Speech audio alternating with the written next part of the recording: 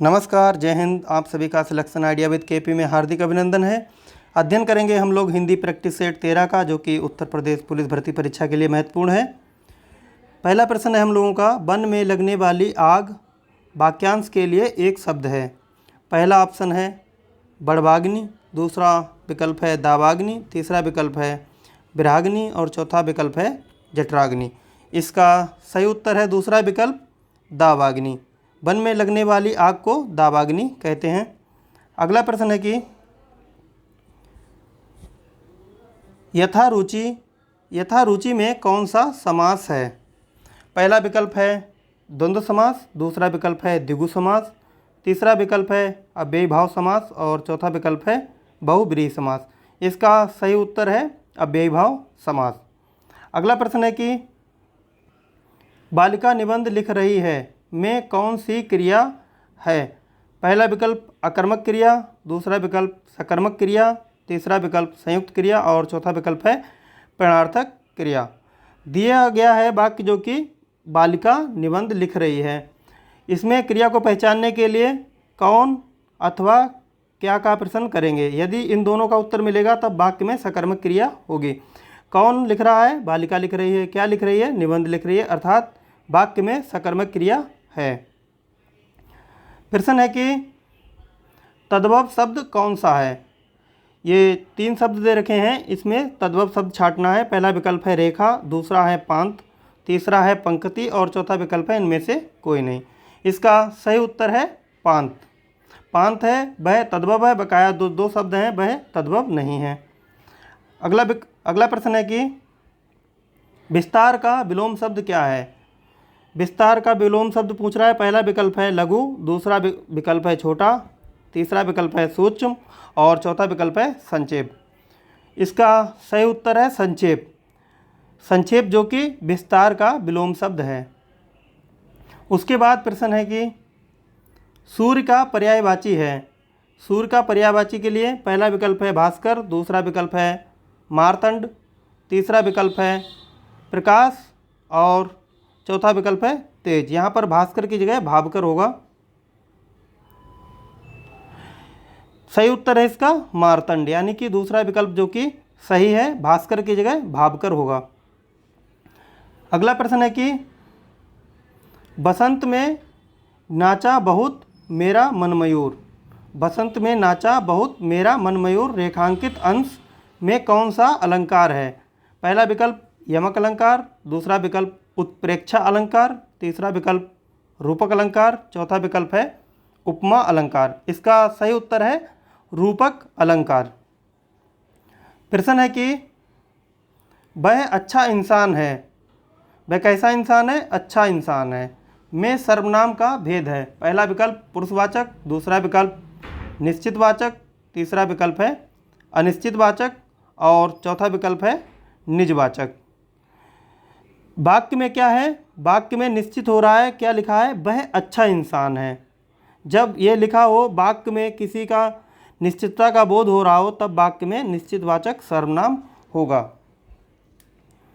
यदि यहाँ पर ये सवाल ये भी हो सकता है कि पुरुषवाचक सर्वनाम का कौन सा भेद होगा, तो यहाँ पर अन्य पुरुष होगा, क्योंकि मैं प्रथम पुरुष में आता है, तुम मध्य पुरुष में आता है और वह या अन्य की बात की जाए तब अन्य पुरुष में आएगा। लेकिन यहाँ पर क्या है, यहाँ पुरुषवाचक सर्वनाम भी होगा, यानी कि वाक्य में दोनों आंसर सही होंगे, पुरुषवाचक सर्वनाम भी और निश्चितवाचक सर्वनाम भी।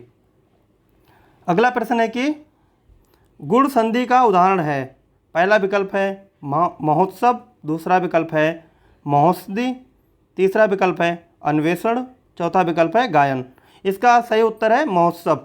देखते हैं ऐसा क्यों है, क्योंकि महोत्सव का संधि विच्छेद होगा महाधन उत्सव और महा जो लिखा हुआ है इसमें जो इसका अंतिम शब्द है वह है दीर्घ आ और उत्सव का जो प्रथम स्वर है वह हो जाएगा हस उ और इन दोनों के मेल से जो नया स्वर निर्माण होगा वह होगा ओ, जो कि गुण संधि का एक उदाहरण है, इसलिए दिए गए शब्द में गुण संधि है।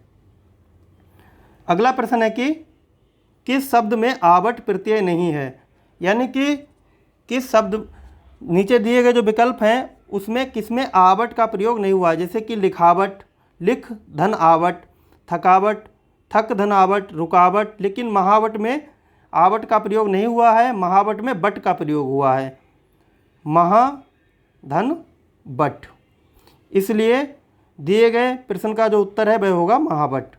अगला प्रश्न है कि वहाँ भयंकर दुर्घटना हुई है, रेखांकित पद है। दुर्घटना तो हुई है लेकिन कैसी हुई है, भयंकर, यानी वह दुर्घटना की विशेषता बता रहा है। दुर्घटना की विशेषता बताने के लिए भयंकर शब्द का प्रयोग हुआ है, इसलिए जो भयंकर शब्द है वह होगा विशेषण। दिए गए प्रश्न का जो उत्तर है वह विशेषण होगा। अगला प्रश्न है कि आवारा मसीहा जीवनी में किसका जीवन चरित्र है। आवारा मसीहा एक पुस्तक है। पहला विकल्प है बंकिम चंद्र चटर्जी, दूसरा विकल्प है शरत चंद्र चट्टोपाध्याय, तीसरा विकल्प है भगत सिंह और चौथा विकल्प है जैनेंद्र। इसका सही उत्तर है शरत चंद्र चट्टोपाध्याय। आवारा मसीहा जो है वह शरत चंद्र चट्टोपाध्याय की जीवनी है। रोज़ आपके लिए 20 प्रश्नों का एक प्रैक्टिस सेट लेकर आता हूँ आपके लिए, हल कीजिए और देखिए उसमें आप कितने प्रश्न हल कर सकते हैं। वीडियो को लाइक कीजिए, चैनल को सब्सक्राइब कीजिए और चैनल को शेयर कीजिए। उसके बाद प्रश्न है कि कानो सुनी, यहाँ पर सुनी होगा, कानो सुनी बात पर यकीन मत करो, रेखांकित पद में कारक बताइए। कानो सुनी, यानी कि कानो सुनी को हम लोग ये भी लिख सकते हैं कानो से सुनी, यानी यहाँ पर जो से विभक्ति है वह छुपी हुई है और से का जो प्रयोग हो रहा है वह द्वारा के रूप में हो रहा है, मतलब कानों के द्वारा सुनी। जब द्वारा का प्रयोग हो रहा है या के द्वारा का प्रयोग हो तब वाक्य में क्या होता है, करण कारक होता है, इसलिए दिए गए रेखांकित पद में करण कारक होगा। अगला प्रश्न है कि उत्तर प्रदेश में राजकीय कार्यों में किस भाषा का प्रयोग होता है। उत्तर प्रदेश में जो राजकीय कार्य होते हैं वह हिंदी भाषा में होते हैं। उसके बाद प्रश्न है कि इनमें संयुक्त वाक्य कौन सा है। वाक्य 3 प्रकार के होते हैं। पहला होता है सरल वाक्य, फिर दूसरा होता है संयुक्त वाक्य और तीसरा होता है मिश्रित वाक्य। वाक्य में दूसरे वाक्य का रूप पूछ रहा है, कौन सा संयुक्त वाक्य है। 4 विकल्प हैं। स्वामी जी ने अपने उद्बोधन में कहा कि शाकाहारी बनो।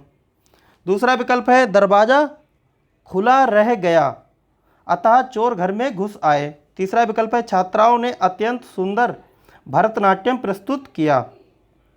यह वही स्थल है जहाँ कृष्ण भक्त मीरा पैदा हुई थी। ये जो चौथा वाक्य है ये मिश्रित वाक्य है, क्योंकि यहाँ पर एक जो वाक्य का भाग है वह दूसरे भाग पर अर्थ के लिए निर्भर है, यानी ये आश्रित वाक्य का रूप हो जाएगा। छात्राओं ने अत्यंत सुंदर भरतनाट्यम प्रस्तुत किया, यह सरल वाक्य है।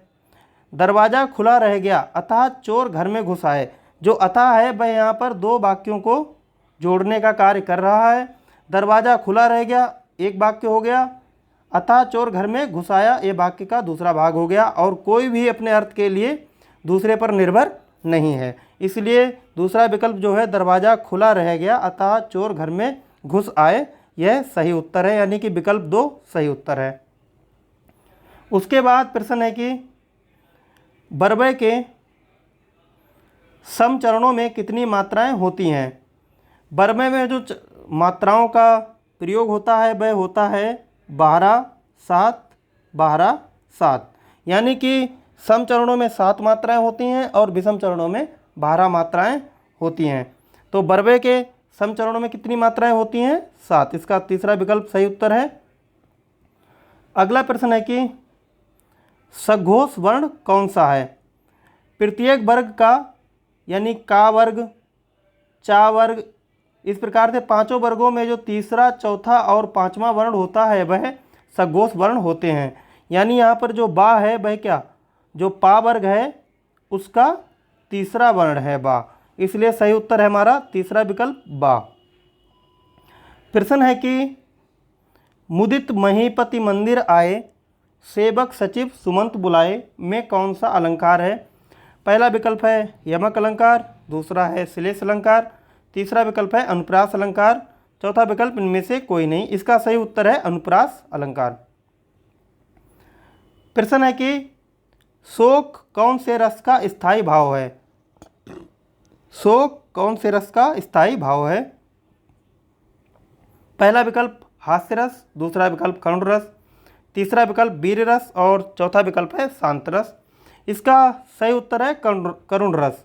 करुण रस जो है वह उसका जो स्थायी भाव है वह है शोक।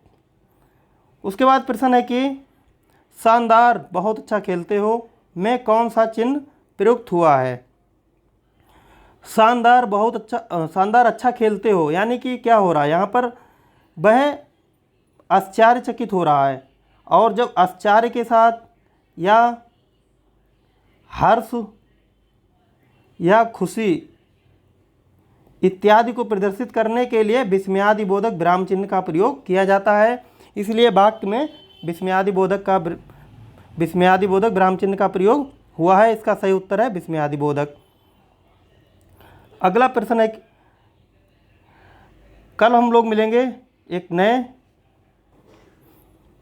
मिलेंगे एक नए प्रैक्टिस सेट के साथ। आप लोग अपनी तैयारी को बेहतर रखिए। जय हिंद साथियों।